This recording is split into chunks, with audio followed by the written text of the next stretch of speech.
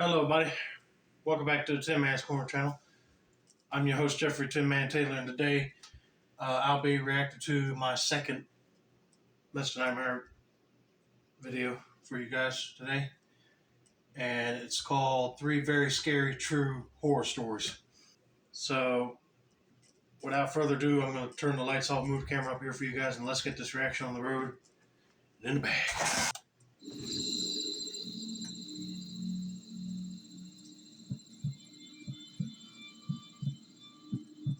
This happened when I was 18. I'm 22 now. I live in San Antonio, Texas. It was my senior year of high school, but this was when COVID just started blowing up, so everything began to shut down, including my school. Even though everyone was supposed to be staying home and being in quarantine, my friend group and I were going out more than ever. There wasn't much to do since all the non-essential businesses were closed. But one thing about me, I love urban exploring, or exploring haunted places. To this day, I still do. I'm not one to scare easily. I've had a couple experiences with the homeless, cults, even had a gun pointed at me, but nothing compared to how odd and creepy this one instance I came across while exploring was. Moving forward, around this time, I started talking to a girl who I had a class with in high school. Her name was Clarissa. If it weren't for her matching my alibi of what happened this night, I'm sure none of my friends would have believed me.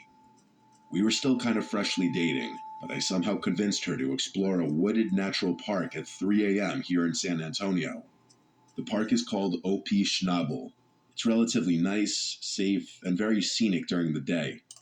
Abandoned houses and other abandoned places, I know they had to hold on to that stuff from the pandemic, so I would wear a respirator or something. I wouldn't want to take a chance in breathing in that virus. But at night, it can be a dangerous place, and police usually roam the entrances to the area at night, keeping people away. In 2016, a 24-year-old woman named Lauren Bump was brutally murdered and stabbed over 20 times. And in 2021, a boy exploring the woods was shot. Clarissa and I get to the park around 3 a.m. It's super creepy and pitch black. The trees do a really good job at covering the moonlight. I don't like to have my flashlight on because then my eyes can't adjust to the darkness, and you can really only see what's lit up from the light. Plus, I wouldn't want someone to see my light from a far distance. That's smart, but I don't know if I want to go into a park that was known for murders. So I like to keep them off while exploring. We were probably about 15 to 20 minutes in walking the main trail. I didn't plan to be in there for too long because it was kind of creepy and oddly quiet that night. I knew a trail that goes off the road that leads back to where my truck was parked. I told her we could take that trail, essentially making a full circle, instead of walking all the way back around. She agreed, and so we began walking through that off-road trail. We were probably only about 2 minutes into the off-road trail when suddenly, out of nowhere, a flute began playing. Clarissa and I stopped dead in our tracks and looked at each other, just listening. Whoever was playing it was super in cadence and sounded like it was playing some sort of piece of music. However, there was no time for me to process that it may have sounded good. It was creepy as fuck. As I said before, I don't scare easily, but 15 seconds into the flute solo, Clarissa began trembling in fear and on the brink of crying. I was kind of just listening, but when Clarissa started praying to God to save her and forgive her for her sins, that's when I realized the severity of the situation. I'll be creeped out as well. Yeah, that's not normal just hearing a flute play in the woods. It's almost like the person that's playing is trying to lure you in, like the Piper guy that lured in a bunch of mice. Ooh, creepy. You need to get out of there now. To be clear, it was super hard to pinpoint where the sound of the flute was coming from. It sounded like it was coming from the direction of the previous main trail, which was parallel to where we were, with about maybe 30 to 50 yards of woods in between. But it was getting louder and closer, to the point where it sounded like the sound was right on top of us. Clarissa couldn't even focus because she was so scared, so I knew I had to man up and get us out of this situation. This is going to sound corny, but I told her, "Don't worry, I'm not going to let anything happen to you," and told her that we should run down the off-road trail to get away. So we did. We began to sprint. I believe the flute stopped playing, but it was hard to notice because I was more focused on getting the hell out of there. We only got about 30 feet when out of nowhere, we heard the rustling of bushes and the snapping of leaves and twigs before something big dashed across the trail right in front of us. Now, this could have very well been a deer or some sort of bigger wildlife, but it was so strange because I could almost feel the size of whatever was in front of us. I don't know if it was from the wind or what. The only thing is, I never saw a silhouette or a shape of anything in front of us. Another strange thing is, I didn't hear it coming and I didn't hear it run away. I only heard the dash right when it was right in front of us. As soon as we felt and heard whatever dashed across the trail right in front of us, we obviously turned back around and bolted in the other direction until we got back to the original point where we heard the flute. And then, as if whoever was playing it was waiting for us to return, the flute started to play again, loud and right on top of us. This time it was almost chiming. It sounded like it belonged to some sort of Irish jig song or something, but the chiming was still in cadence. However, it was still impossible to pinpoint where the sound was coming from. It was just surrounding us. At this point, my fight or flight instincts kicked in because we were trapped. We had two options. Either go back into the off-road trail where we heard that terrifying dash right in front of us, or go back to the main trail where the flute and whatever psychopath was playing it was at. The off-road trail was definitely scarier because it was darker and surrounded by more dense forest, and at least the main trail was a cement path. Thus, I told Clarissa, who was still trembling in fear, let's start running down the main trail back to the truck. We ran back. Adrenaline was still pumping, so we cut the 20-minute walk into a 7 to 8 minute jog. And somewhere along the run, the flute noise must have stopped. Along the run back, there was a random porta potty, and I was scared to death because what if someone was on the other side or hiding inside of it, because it seemed to be somewhat parallel to where we were at earlier. Thankfully, I didn't see anyone or signs of anyone ever having been there. In fact, my truck was the only vehicle in the area near the main entrance to the woods. We made it to the truck, and I sped far away from there. The next day, I told all my friends about it, and I looked all over the internet to see if anyone's ever come across anything like this. People claim to run into ghosts, cults, animals making terrifying noises, but a soft and rhythmic flute solo, I couldn't find anything on that. Or maybe I just didn't look hard enough. I tried to figure out all the possibilities. There are some houses that eventually led into a neighborhood on the far edge of the woods, but those houses are at least a couple miles away. And we were fairly deep into the woods, so there's no way the sound could have traveled that far, because I'm telling you, the flute was clear as day, and it was 3 a.m. Obviously, I never found out who was playing that flute, or what dashed right in front of us. I actually kind of got chills writing the story. The more I think about it, it actually seems more paranormal, rather than something scary on a tangible level. I don't know if it was a person, ghost, cult, or what. I'm really hoping someone might have a rational explanation. Either way, I never really went back to those woods at night. I still explore plenty of creepy places, but never really came across anything like that ever again. Yeah, that is hard to explain, but I'm glad you two got out of there all right.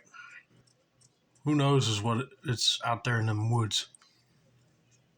But that is scary.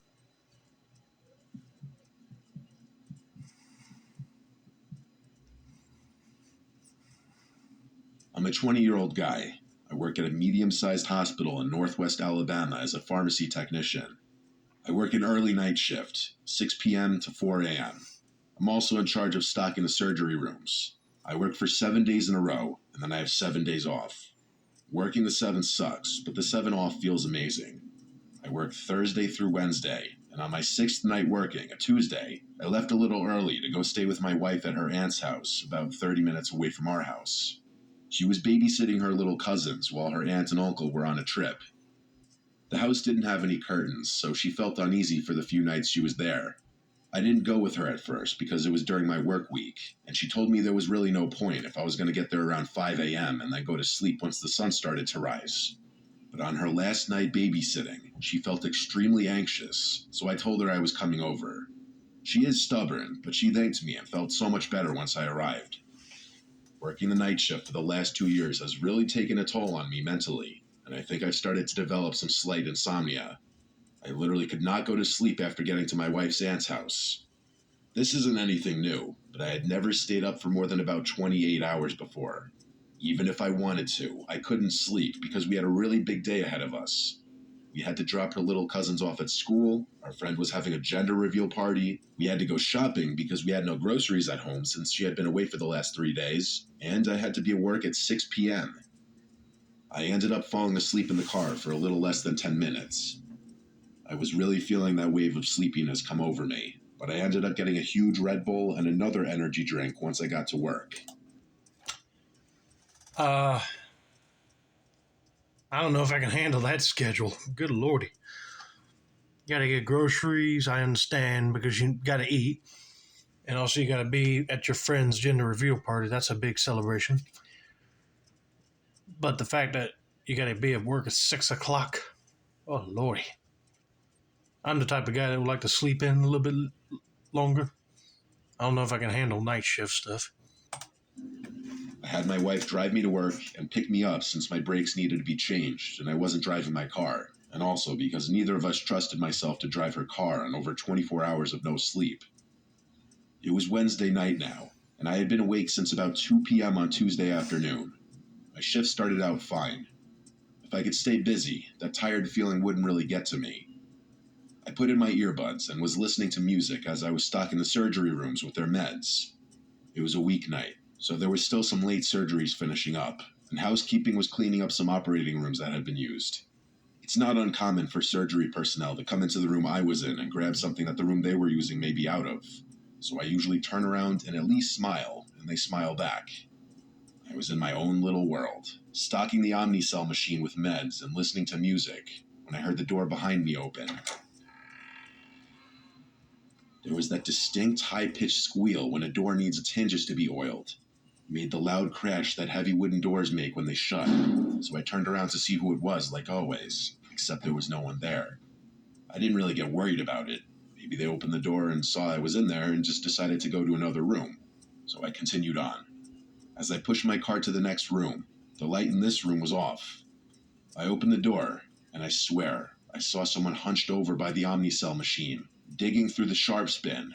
If you don't know what that is, it's a bin where you dispose of needles and vials after use instead of just putting them in a normal garbage can. Someone had already been caught doing this before in search of morphine and consequently was fired. I turned on the light and was going to ask what they were doing, but when I turned the light on, there was no one there. Okay, now I was starting to get a little creeped out. Yeah, that is creepy. I didn't know the time frame of when you could start hallucinating after not sleeping for over 24 hours, so I just told myself I was probably seeing things and needed to just calm down. I finished up stocking surgery with no other occurrences and headed back to the pharmacy. At 2 a.m. every night, we have to deliver patient-specific medications to the nurses' station. I'm going to use the 5th floor as an example of how the floors are laid out, but each floor number corresponds with which floor they were on. There are 3 elevators in the middle of the floor. If you go left when getting off the elevator, there's the 5100 and 5200 side, and if you go to the right, there's the 5400 and 5500 side. There are 2 wings on each side, so there are patient rooms numbered 5105 to 5115, and the other wing has rooms 5201 to 5215. Each floor is laid out the exact same way, so each wing has 15 rooms on each side. To shorten the floor names, though, I'm going to refer to them as 5152 and 5455. Recently, the 5th floor, specifically the 5455 side, had been undergoing some remodeling, so our overflow floor, the 3rd floor, was where they put the patients who were on the 5455 side of the 5th floor while they remodeled. The 5455 side was empty because there weren't that many people in the hospital that night. I made my way up the hospital, delivering meds to the nurses' station floor by floor, until I got to the 5th floor. I went to the 5152 side, delivered the meds, and decided to go check out the progress of the 5455 side. As I went over there, I just got creeped out.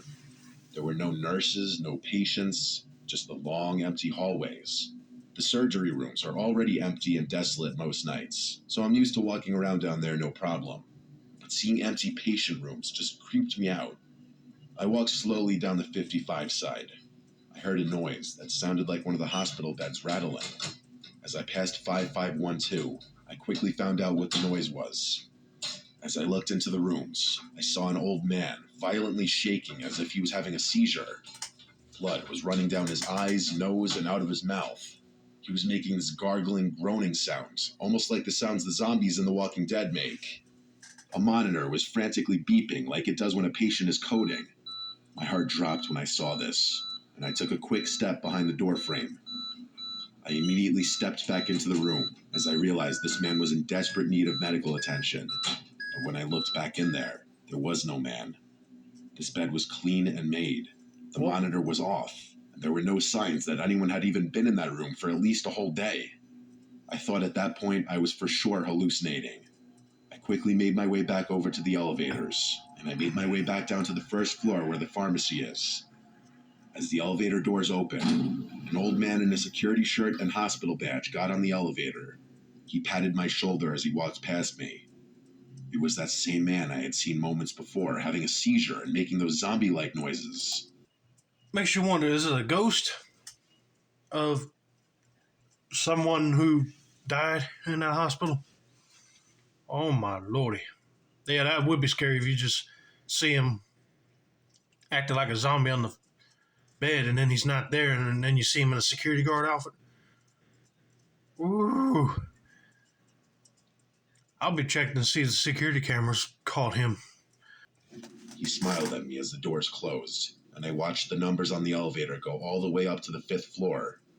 I didn't push the button for the elevator to come back down, but the same elevator came back down to the 1st floor and opened. There was no one on the elevator. I ran back to the pharmacy and sat in a chair for the rest of my shift until my wife came and picked me up. As I was waiting, I Googled when hallucinations start when you haven't slept. It said between 30 and 48 hours, and I was on hour 38 of no sleep, so it made sense. The pharmacy is located directly under the 54-55 side, so when I walk in, I can see the window at the end of the hospital wing on the 24, 34, 44, and 54 side. Sometimes, as I wait on the elevator on that side to go back down to the pharmacy, I look out the window. As I was walking out to my wife's car, I looked back up at the 5th floor window and saw the same old man looking at me through the window. I got chills as I got into my wife's car. I didn't say anything about what I saw that night. I'm not sure why I would have hallucinated that specific man, as I've never seen him before, and even if I have, he has no significance in my life whatsoever. I'm still not sure, though, if that was even a hallucination, or if what I saw that night was real. It certainly felt real. I went to sleep immediately after getting home. I've not seen that man again, but this was just under 2 weeks ago. I don't think it's a hallucination, dude. It's probably a ghost. Like I said, somebody could have passed away in a hospital and his spirit is still there.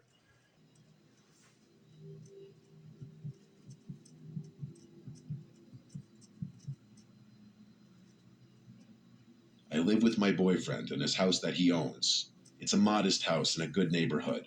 Violent crime here is typically low. I say it's a modest house because compared to the other houses in the neighborhood, it's on the smaller side. But having a smaller house in this neighborhood is still very desirable because it allows us to still live in a nice town without owning a multi-million-dollar home. It's a single-floor, 3-bed and 2-bathroom house with a basement. We're on a very quiet block with a lot of privacy. The way the street curves provides this optimal privacy, as when we step outside of the house, there's not a single neighboring house directly facing us. There are 8 houses total on our block. Further down the block is a small wooded area. My boyfriend Mika was away one weekend in Vegas for a bachelor party last October. I was alone from Thursday to Monday. Friday after work, I had some of my girls over for a wine night. At some point while we were in the living room watching scary movies, the doorbell rang. We all went quiet and looked at one another with the same faces. The doorbell ringing late at night while watching a scary movie almost felt not real. I went to go sneakily see if I could see who was outside on the porch. Yeah, that would be creepy. You just watch a scary movie and all of a sudden you hear the ding dong. I'll be jumping. But I couldn't get a view from the window. There is a tiny glass panel at the top of the door, so I peeked through it. There were like 4 cars in the driveway. They had to know people were home, but I didn't see anyone on the porch. I went back to my friends, and while we all agreed that was weird, we accepted that it was just a very unfortunately timed ding-dong ditch. After everyone left, it was late enough for me to go to bed and fall asleep right away. But I was awoken that night, not even an hour later, to the doorbell ringing twice.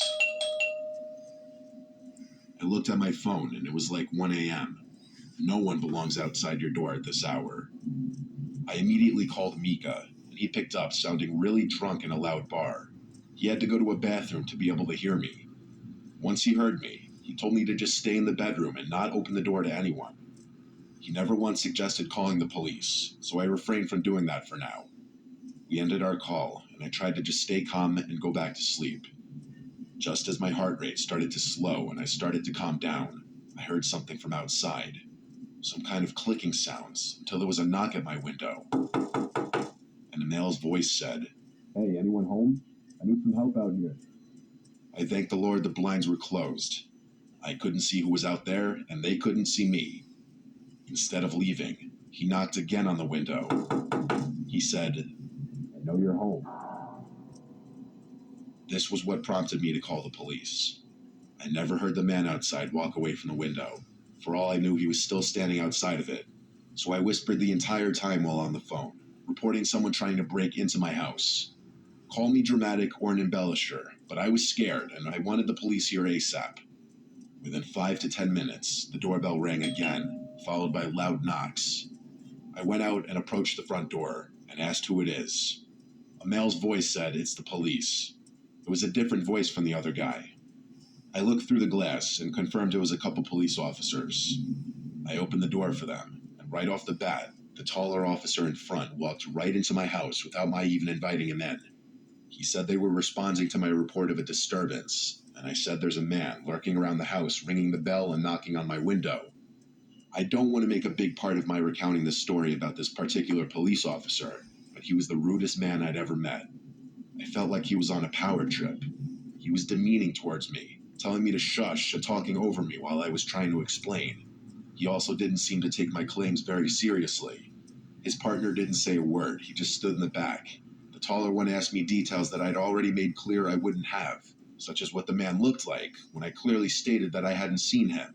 The officer actually said to me, "Well, you're the one who called us, ma'am. If you don't want our help, we can leave." I was taken aback completely.